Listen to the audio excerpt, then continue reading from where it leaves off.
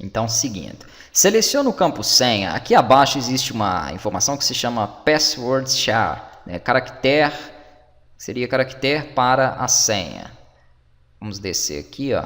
E aqui então você vai poder selecionar o seguinte, eu vou aumentar essa tela por enquanto de propriedade para ficar mais fácil de encontrar o recurso aqui, senão fica muito ruim, né? Fica difícil aqui de nós acharmos. Ele está aqui, ó, password char, e eu vou colocar um asterisco, e toda vez que eu digitar um caractere, ele vai ser representado pelo asterisco. Aqui na caixa de ferramenta à esquerda, então, eu vou pegar o botão e vou arrastar para cá. Pode ser dois botões, vamos colocar aqui um botão de logar e um outro botão, por exemplo, de sair, ou do que você achar melhor aí. Vou aumentar um pouquinho aqui para deixar ele mais bem estruturado. Perfeito. Seleciono o botão em text. Eu vou colocar então login e aqui do lado eu vou colocar sair ou cancelar, ou o que vocês acharem melhor. Ok, aqui abaixo então vai vir a informação dentro dessa label, né, do retorno que deu aqui com base neste login. Beleza. Os botões também é interessante você aplicar um nome para ele. Geralmente eu chamo de BTN, e aí vem o nome aqui dele, o que ele faz, né? Então aqui BTN login e BTN sair.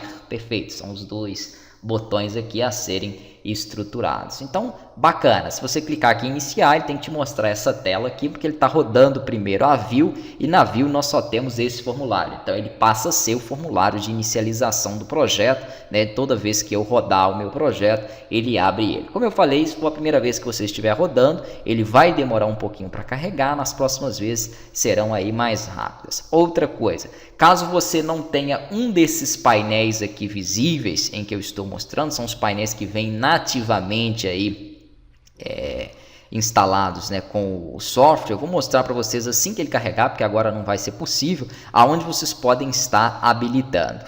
Então, perfeito. Ele carregou aqui, ó. Aqui nós temos a nossa tela com os controles de formulário que nós havíamos feito. Claro que não tem nenhuma funcionalidade ainda, porque nós não programamos, né, mas ela já está sendo aberta e eu já consigo visualizar todos esses recursos. Maravilha, vou clicar aqui em fechar, beleza. E quanto aos painéis que eu havia falado, eles ficam aqui no menu de exibir. Então, a caixa de ferramentas, por exemplo, você vai ter ele aqui dentro das opções, né, das ferramentas. Você vai ter aqui, por exemplo, as fontes de dados, você vai ter aqui o pesquisador de objetos, né, todos os recursos. Aqui você tem outras janelas, ó, você tem mais opções também para poder estar habilitando ou desativando.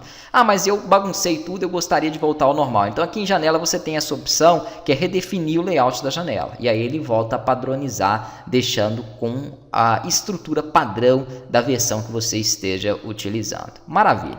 Já tenho então esses controles criados, já tenho uma estrutura da minha tela de login aplicada, beleza. Preciso agora do banco de dados. No banco de dados, nós vamos focar na classe de entidades, que são justamente a classe de tabelas, ou as classes das tabelas. Aqui, por padrão, ele já veio com um class 1. Todos esses, quando você cria uma biblioteca de classe, vem com uma classe já padrão, que é esse class 1. Ah, mas isso aqui não me diz nada, então posso renomear. Vou vir com o botão direito no class 1 do projeto entidades e vou clicar em renomear. E ele vai ser, na verdade, o nome da minha primeira tabela. A minha primeira tabela vai se chamar usuário. Então, eu vou deixar aqui como usuário.ts. Poderia ser usuário table, tb usuário, ou o que você quiser aí para identificar isso. Vou clicar em sim para que ele mude todas e qualquer referência que esteja relacionada a essa classe 1 que eu mudei o nome, né? E aqui dentro nós precisamos de deixar ela como pública. Então, se o seu não tiver, deixe como pública. Por quê? Porque cada uma dessas camadas é um projeto diferente. Seria impossível acessar a minha tabela de usuários ou a minha classe de usuários, né, aqui, por exemplo, por um outro projeto, pela view ou pelo model, se ela não fosse pública. Então, tomem esse cuidado quando você organizar o projeto nessa estrutura MVC. Aí, aqui embaixo, né, dentro da classe, nós vamos poder criar, então, os nossos campos. E aí, esses campos, como eles são utilizados aqui dentro, eles podem ser privados, ok? Então, vamos deixar ele aqui como private. Vou criar um campo aqui do tipo inteiro, que é int, né, chamado ID. Maravilha. Pronto, está criado o meu primeiro campo. Vou criar um outro campo, por exemplo, do tipo string, para caracteres em texto, chamado nome. Vou criar um outro campo também string chamado usuário e vou criar mais um somente chamado senha, que geralmente é o que nós utilizamos para um usuário. São os campos básicos aí utilizados para um usuário.